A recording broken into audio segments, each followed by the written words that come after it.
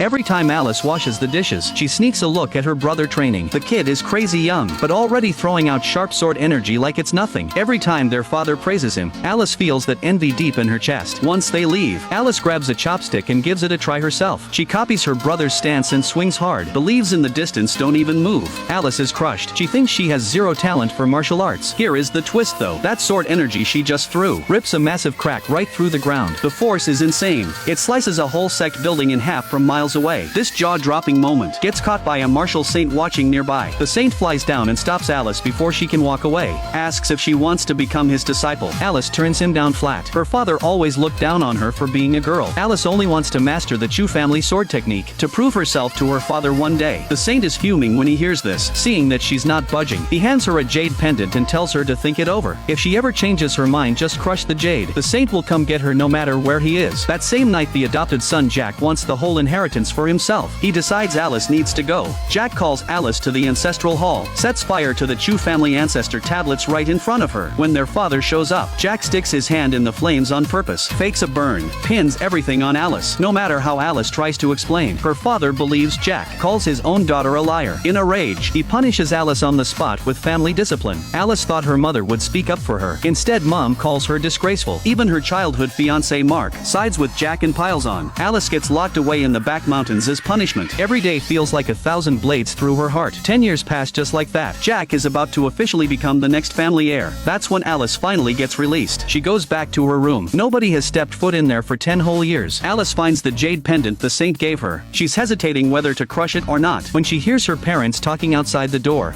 你是娘从小养大的，在娘心中啊，你比亲生的还亲。 They say Alice is nothing to them. Jack is the one they see as the true heir. Hearing this, Alice finally gives up on them completely. She realizes her parents never loved their own daughter. Alice crushes the jade in her hand. Time to leave this cold, heartless home. On the other side, the saint has been waiting 10 years. Finally, he senses the jade shatter. He calls his top disciple Charles right away, tells him to gather the herbs needed to awaken a sword soul, announces that in 3 days, he will personally go pick up Alice. Jack's birthday arrives. The same day his father announces him as the young patriarch. The father is all smiles, hands Jack the family's ancient sword manual as a gift. The mother and Mark offer up their own fancy treasures. Alice watches all of this go down, knowing she's about to leave this place. She doesn't even care anymore. Just as she's about to slip away, her sharp-eyed father spots her. He snaps at Alice. How dare she show up without a gift on her brother's birthday? Alice can't be bothered with them anymore and turns to leave. Mark blocks her path, says he wants to cancel their engagement to support the new heir, claims Jack saved his life so he owes him loyalty, even calls Alice unreasonable and clueless. Alice almost laughs at this. Years ago Mark was dying. No doctor could save him. Alice risked her own life. For 3 days she drew blood from her own heart as medicine. That's what saved Mark. Turns out Jack took all the credit for it. None of this matters to Alice anymore. She just tells her ex-fiancé he will regret this one day, then walks away. On Christmas Eve, Alice finally gets word from the saint. Alice feels relief. She can finally escape this frozen home. While the family gathers together, nobody even notices if Alice is there. Snow falls heavy that night. Alice blows out her candle and heads to the dock alone. When the clock strikes midnight, the mother finally remembers. She hasn't seen her daughter all night. She heads to check on Alice's room, asks a servant and finds out Alice has been living in the storage room for years. Her real room was turned into a weapon storage by Jack. When the mother reaches the room, she sees that her daughter, the young lady of the Chu family, has been living in a place even servants avoid. She spots a letter Alice left on the table, and the needle used to draw her heart blood years ago. The mother understands everything in that moment. She rushes out with everything, hands all the letters to the father. When he reads them, he realizes he has been wrong about his daughter all these years. Alice loved her brother deeply, always wanted to bring honor to the family. The letters detail how Jack broke into the shrine and burned the tablets, expose how Jack framed Alice and got her locked away in the mountains. Reading about all the pain Alice went through, the father is drowning in regret. Mark stares at the cold needle in his hands, finally realizes Alice was the one who saved him. Now everyone sees the truth, the venom hiding behind Jack's gentle mask. A servant rushes over, says Alice was spotted at the dock. They all run out to bring her back. Alice has already found the saint. Nothing here is worth staying for. She takes a new name, Alice, and swears to become a martial arts legend, then boards a small boat with her master. By the time her family arrives, Alice is already gone across the water.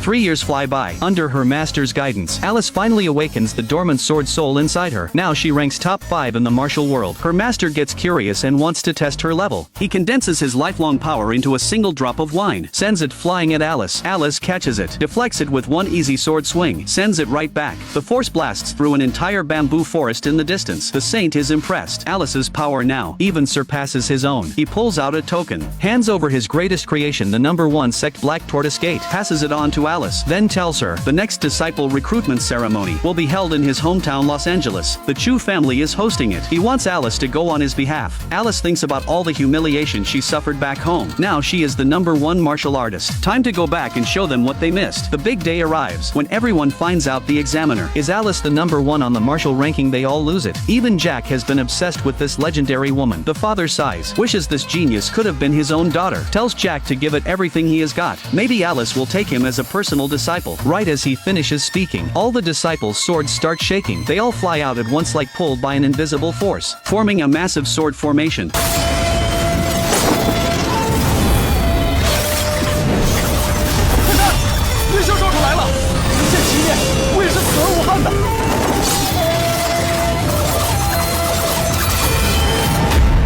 Witnessing this insane display, Jack drops to his knees in front of Alice, begs her to teach him even just one move. The moment Alice slowly turns around, Jack freezes on the spot.